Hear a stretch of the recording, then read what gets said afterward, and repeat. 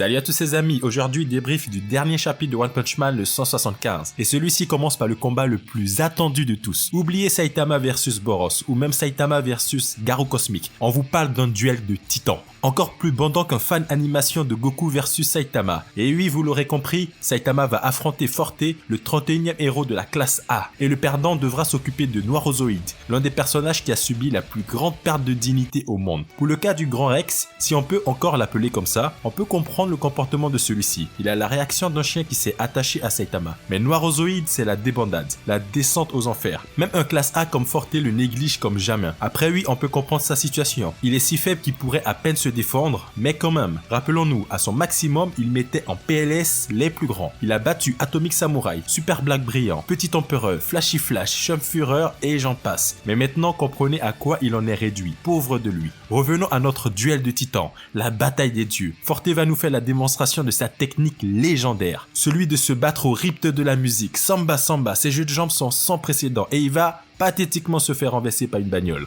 Celle de la Team Blizzard, oh là là. Mais qu'est-ce qu'un gars pareil fout dans la classe A? Il est tactiquement et techniquement nul, aucune résistance. Si Saitama lui avait donné un coup de poing, sa génération passée et future aurait disparu de notre univers. Pendant ce temps, nous avons l'introduction d'un nouveau personnage bien mystérieux. Qui est-il? L'homme au max dégage une puissante aura meurtrière et il a l'air chaud, vraiment très chaud. Avec son max, il y a un petit air pour les connaisseurs des marionnettes dans Karakuri Circus. Mais de plus de l'actualité, il y a aussi un côté Demon Slayer. Cet étrange personnage va donc dévancer la Team Blizzard à la rencontre du mystérieux personnage que devait rencontrer Fubuki, qui n'est autre que Psycho. Oui, la tête pensante de l'association des monstres. On avait cru qu'elle avait péri, mais elle est bel et bien vivante. Malheureusement pour Psycho, elle a été capturée et classée comme un monstre, et perd donc son statut d'être humain. L'association des héros peuvent donc faire ce qu'ils veulent d'elle, et l'ont carrément vendue à une autre organisation que représente notre mystérieux personnage. L'organisation Tsukuyomi, un nom qui va effrayer Psycho et l'amener à attaquer au quart du tout, malgré les médicaments qu'elle a reçus pour l'affaiblir. Mais elle sera maîtrisée sans effort par notre nouveau perso. Cela nous amène à penser que notre personnage est très puissant et semble être un expert comme Tatsumaki, Fubuki et Psycho. Franchement, le personnage a trop de flow. On dirait un pilier de Demon Slayer. Avec une telle démonstration de force, peut-on le qualifier comme un potentiel classe S?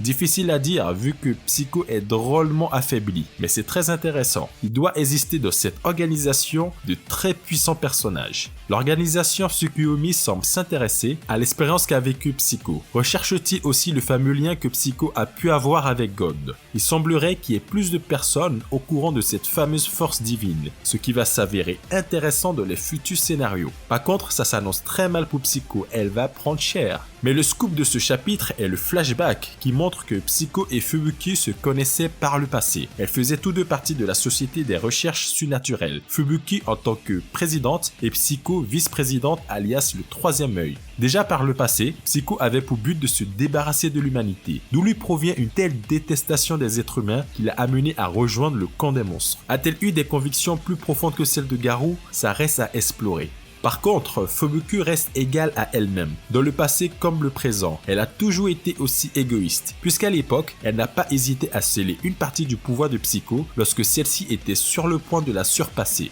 Et aujourd'hui, Fubuki s'est encore retrouvée sur son chemin après la bataille face à Tatsumaki. Mais elle ne joue plus du tout dans la même cour. Psycho a largement dépassé son niveau. Mais ce chapitre s'arrête sur ce flashback, ce combat entre Psycho et Fubuki. Le chapitre 171 nous apprendra comment Psycho a pu se faire capturer. Bien qu'elle ait été vachement affaiblie, ça m'étonnerait que Fubuki ait pu la capturer toute seule. C'est fini pour cette petite vidéo. Merci beaucoup de l'avoir suivi. N'hésite pas à t'abonner et je te dis bye bye.